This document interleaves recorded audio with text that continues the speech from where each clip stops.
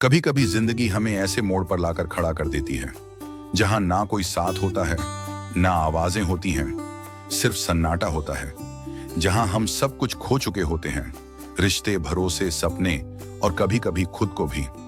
लेकिन क्या आपने कभी सोचा है कि शायद यही अकेलापन वही जगह है जहां असली आप छुपे हुए हैं।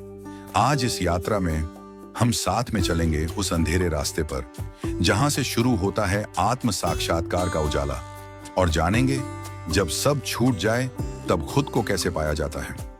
भाग 1, अकेलेपन की सच्चाई। अकेलापन कोई दुर्भाग्य नहीं है, बल्कि वो दर्पण है जिसमें हमारी आत्मा का असली चेहरा दिखता है। हम हर समय शोर में घिरे रहते हैं, रिश्तों का शोर, समाज की उम्मीदों का शोर और हमारी असुरक्षाओं का शोर। लेकिन जब सब छूटता है तो बचता है सिर्फ मैं। और यहीं से शुरू होती है आत्म साक्षात्कार की यात्रा। जो साथ थे वो चले गए, जो सपने थे वो टूट गए, लेकिन जो मैं था वो आज भी बाकी है, बस खो गया है कहीं। भाग 2, अकेलेपन से डर क्यों लगता है। हमें डर लगता है कि अकेले रह गए तो हमारी अहमियत खत्म हो जाएगी। लेकिन जो अपनी पहचान भीड़ में ढूंढता है वो कभी खुद को नहीं जान पाता। अकेलापन आईना है, वो हमें वो दिखाता है जो कोई और नहीं दिखा सकता। बुद्ध ने सब कुछ छोड़कर जंगल का अकेलापन अपनाया और वहीं उन्हें आत्मज्ञान मिला। आत्म साक्षात्कार कभी भीड़ में नहीं होता, वो मौन में होता है। भाग 3, आत्म साक्षात्कार की शुरुआत। आत्म साक्षात्कार का अर्थ है खुद को बिना नकाब के देखना, सवाल पूछना, मैं कौन हूं, मैं क्यों टूटा हूं, मेरे भीतर कौन रो रहा है। और धीरे धीरे भीतर से आवाजें आने लगती हैं, दर्द की भी, सच्चाई की भी। यह रास्ता आसान नहीं है। कभी पुरानी यादें आंखों से बह निकलेंगी, कभी अपने ही फैसले चुभेंगे, लेकिन यही रास्ता है उस आत्मा तक पहुंचने का जो सालों से चुप बैठी है। भाग 4, जब सब छूट जाता है।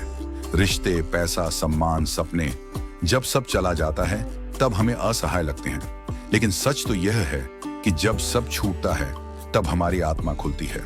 हम देख पाते हैं कौन सा रिश्ता जड़ था, कौन सी आदत हमें अंदर से खोखला कर रही थी।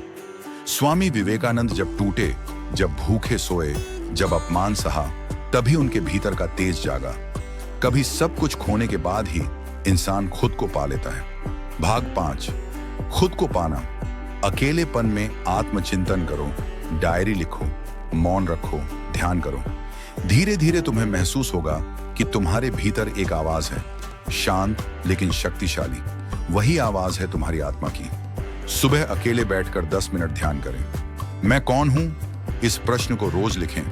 अपने पुराने दुहकों से बातचीत करें, भागो मत। भाग 6, अकेलेपन में मिलने वाली शक्ति। अकेलापन आत्मा को तपाता है, और जैसे आग में सोना तपता है वैसे ही आत्मा मजबूत होती है। आपको अब दूसरों की वैलिडेशन की जरूरत नहीं रहेगी। आप खुद को देख पाएंगे और खुद से प्रेम करना सीखेंगे। अब किसी के साथ की जरूरत नहीं, अब मैं खुद अपने साथ हूं, और यही सबसे बड़ा साथ है। अकेलापन एक अंत नहीं है, वो एक शुरुआत है। जो अकेले में गिरकर उठता है वही सबसे मजबूत बनता है। जब सब छूट जाए तब खुद को पकड़ो। अगर आज तुम अकेले हो तो घबराना मत। यह वही मोड़ है जहां से तुम्हारी आत्मा जागने वाली है, क्योंकि जो खुद को पा लेता है वो फिर कभी किसी और के खोने से नहीं टूटता।